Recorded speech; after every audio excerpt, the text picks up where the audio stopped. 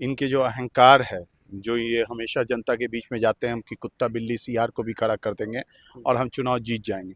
तो जनता इस बार अपने विवेक का इस्तेमाल करेगी और उन्हें बताएगी कि हम तो कैंडिडेट खोज रहे थे, तुम कुत्ता बिल्ली के लायक मेरे विवेक को समझे, तो हम तुम्हारी औकात को बताने का काम करेंगे। में हैं, शाहजादे बिहार छोड़ दिए हैं। ये सब आपके सोच में है, ऐसा कुछ नहीं है।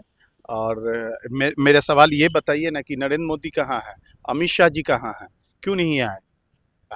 अच्छा, अंदर खाने कुछ आरजेडी के कुछ कार्यकर्ताओं में भी नाराजगी ये दिख रही है कि झंडा बैनर वैनर कुछ नहीं दिख रहा है। तो क्या लग रहा है, ये सब चुनाव के लिए ज्यादा अहम चीजें नहीं है क्या? ये अंदर खाने की खबर आपको देता कौन है?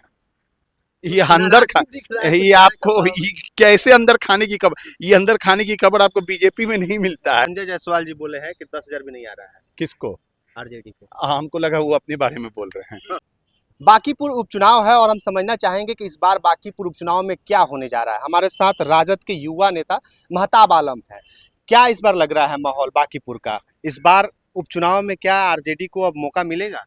देखिए, इस बार हम लोगों ने फासिस्ट ताकतों को, हाँ। सांप्रदायिक ताकतों को खदेड़ देने का काम करेंगे। इस बार जो अच्छा मौका है, और बांकीपुर की जनता ने मन और मिजाज बना रखा है कि इस बार इनके जो अहंकार है, जो ये हमेशा जनता के बीच में जाते हैं कि कुत्ता बिल्ली सियार को भी खड़ा कर देंगे और हम चुनाव जीत जाएंगे। तो जनता इस बार अपने विवेक का इस्तेमाल करेगी और उन्हें बताएगी कि हम तो कैंडिडेट खोज रहे थे, तुम कुत्ता बिल्ली के लायक मेरे विवेक को समझे, तो हम तुम्हारी औकात को बताने का काम करेंगे। क्या लग रहा है, प्रशांत किशोर कितनी चुनौती होंगे इस चुनाव में? अरे कोई चुनौती ही नहीं है, उनको कोई कंसिडरेशन में नहीं है। देखिएगा उनका जमानत जब्त हो जाएगा। हाँ। इस बार आरजेडी कितने वोटों से जीती आप जा रही लोगों ने जबरदस्ती का उनको नैरेटिव सेट करने का काम किया। आरजेडी जीत रही है, अब कितने वोट से जीत रही है, जीत तो जीत होती है ना। ये स्पेकुलेशन इतना जल्दी बहुत अर्लियर नहीं हो जाएगा। है? क्योंकि पिछली बार 50 के आसपास, 50,000 ठीक है, के आसपास पिछले वोट बार तो मिला था। बहुत सारे मौजू काम किए थे, तो इस बार ऐसा ये नहीं है। पिछले बार जो हमारी प्रत्याशी थी उसको एकदम से टिकट मिला था, नई प्रत्याशी थी, बनिया वर्ग की थी, पीछे थी, इस वजह से नहीं हुआ था। इस बार बनिया वर्ग ने मूड बना रखा है, मुस्लिम यादव तो इंटैक्ट है ही।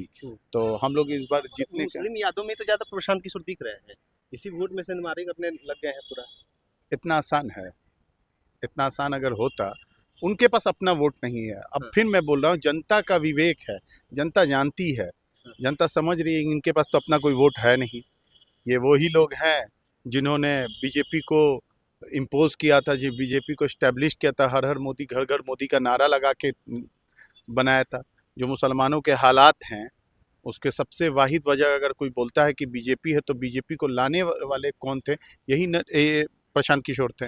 तो जब प्रशांत किशोर को सारे लोग जानते हैं, प्रशांत किशोर को आप इस तरह से भी समझिए कि नीतीश कुमार ने जब उनको राष्ट्रीय उपाध्यक्ष बनाया था, कि नीतीश कुमार ने बोला मैं थोड़े इनको जानता था, मैंने तो इनको राष्ट्रीय उपाध्यक्ष इसलिए बनाया था कि अमित शाह ने इनको बनाया था। तो क्या ये मुस्लिम यादव को ये बात नहीं पता है? सबको पता है कि ये कौन है, इनको कौन लोग यहाँ पे उतार रहा है, किन लोगों की बी टीम का काम कर रहे हैं। तो इसलिए प्रशांत किशोर की राहें बहुत मुश्किल है, तो मुश्किल है। आप लोगों की लड़ाई इस बार किससे दिख रहा है? हमारी लड़ाई हमेशा की तरह फासिस्ट ताकत बीजेपी से है।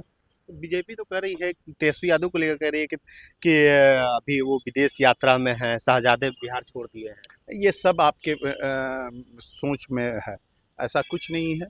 और मेरा सवाल ये बताइए ना कि नरेंद्र मोदी कहाँ है, अमित शाह जी कहाँ हैं, क्यों नहीं आए? अभी तक क्यों नहीं आए? जब हम जैसे कार्यकर्ता ही इनके लिए काफ़ी हैं, तो अभी तो सम्राट चौधरी तो है ना यहाँ पे। सम्राट चौधरी भी कौन से प्रोग्राम में जाके खड़े होकर अब वोट मांग रहे हैं? अभी तो सम्राट भाजपा के चौधरी तमाम का लोग लग गए हैं। सम्राट चौधरी का कोई, संजय जायसवाल अरे आ गए हैं। सम्राट चौधरी का कोई कद है? आप लोग ऐसी ही आप हवा बना रहे हैं, इसको बनाते रहिए। सम्राट चौधरी कोई कद नहीं है, कोई कद नहीं है बिहार के राजनीति। मुख्यमंत्री अरे है। वो सेटिंग गेटिंग से आपको मुख्यमंत्री बने हैं, थोड़े उनके चेहरे पे इस बार जो बीजेपी, इस बार जो एनडीए गवर्नमेंट जो फॉर्म हुई, तो 20 से 25 नीतीश के नारे पे हुई थी, थोड़े सम्राट चौधरी के नाम पे हुई थी। अगर सम्राट चौधरी के नाम पे चुनाव लड़ जाए तो बीजेपी, देखिए उसके क्या हाल होंगे। इसी बार आपको उपचुनाव में उनको समझ में आ जाने वाला है। अच्छा, अंदर खाने कुछ आरजेडी के कुछ कार्यकर्ताओं में भी नाराजगी ये दिख रही है कि झंडा बैनर वैनर कुछ नहीं दिख रहा है। तो क्या लग रहा है, ये सब चुनाव के लिए ज्यादा अहम चीजें नहीं है क्या? ये अंदर खाने की खबर आपको देता कौन है? ये अंदर खा दिख रहा है ये कुछ आपको सारे का ये कैसे अंदर खाने की खबर, ये अंदर खाने की खबर आपको बीजेपी में नहीं मिलता है, ये अंदर खाने की खबर अदर पार्टीज में मिलता है, आरजेडी में आपको मिल रहा है। अरे मेरे भाई ये बोल रहे हैं ना कि हेलुसिनेशन नहीं हो रही है, हेलुसिनेटिव नहीं हुई है, सब गलत बातें हैं। कोई नाराज नहीं है, जरा कार्यकर्ता नाराज होने वाला, कार्यकर्ता तो लड़ने वाला लोग है। अरे राष्ट्रीय जनता दल नेता थोड़े चुनाव लड़ता है, कार्यकर्ता लड़ता है। कार्यकर्ता के पूरे दिलो दिमाग पे राष्ट्रीय जनता लंटेन है। तो चुनाव में कितना इस चीज का अहमियत होता है, झंडा बैनर बैनर लगाना ये सब? चुनाव में हर एक चीज़ का अपना एक अहमियत होता है, एक अहम रोल होता है। कोई भी चीज़ को आप नज़रअंदाज नहीं कर सकते। एक एक वोट की कीमत है, एक एक वोट की चोट देने वालों की कीमत है, एक एक बूथ की कीमत है, बूथ पे ले जाने वाले वर्करों की कीमत है, बूथ पे ले जाने वाली गाड़ी की कीमत है, यानी तमाम चीज़ें मायने रखती है, मायने बहुत चीज़ें मायने रखती है। इलेक्शन बहुत चीज़ों का संगम है, तो आप इसमें एक कोई सी एक चीज़ से एक चीज़ को इतर करके नहीं बात कर सकते। तो फिर रेखा जी के गाड़ी पे भी झंडा का कुछ दिख नहीं रहा है, झंडा उंडा नहीं दिख रहा है, वही ना बोल रहे हैं बैनर दिख रहा है आपकी, उनके साथ। नहीं आपके आंखों में वो कौन सा मैक्रो आप देख ही रहे होंगे, मैक्रो घूम रहे होंगे, तो लेंस कहाँ है। झंडा दिख रहा है? आपने आज का प्रोग्राम देखा है? रणविजय साहू जी के साथ झंडा ही झंडा दिख रहा है, झंडा और झंडा में डंडा, हाँ। और पूरी की पूरी ये आपको नहीं दिख रहा है तो आंख बंद है तो दिन भी रात है, इसमें क्या कसूर आफ्ताब का? अच्छा, आंखवा बंद रखिएगा तो दिन भी रात ही रखेगा, इसमें कसूर आफ्ताब का थोड़े है, आपकी कसूर है। चलिए तो इस बार आप लोग कितना वोट बता दीजिए, कितना वोट से जीतने जा रहे हैं? बस यही सवाल आप पूछ लीजिएगा ना, कितने वोट से हारने जा रहे हैं बीजेपी से, वो जवाब दे वो देंगे। तो कह रहे कि जीत रहे इस बार, और इस बार आरजेडी 10,000 वोट नहीं ला पाएगी। आपके न्यूज चैनल पर अगर ये इंटरव्यू दिख गया हाँ। कि आपको बोला है कि हम कितने वोट से जीत रहे बिल्कुल हैं, दिखा देंगे। हाँ, तो हम आपकी बातों को मानेंगे। अगर नहीं दिखा पाएंगे तो हम जान रहे हैं कि ऐसा संजय जायसवाल जी बोले हैं कि 10,000 भी नहीं आ रहा है किसको, आरजेडी को। हमको लगा वो अपने बारे में बोल रहे हैं।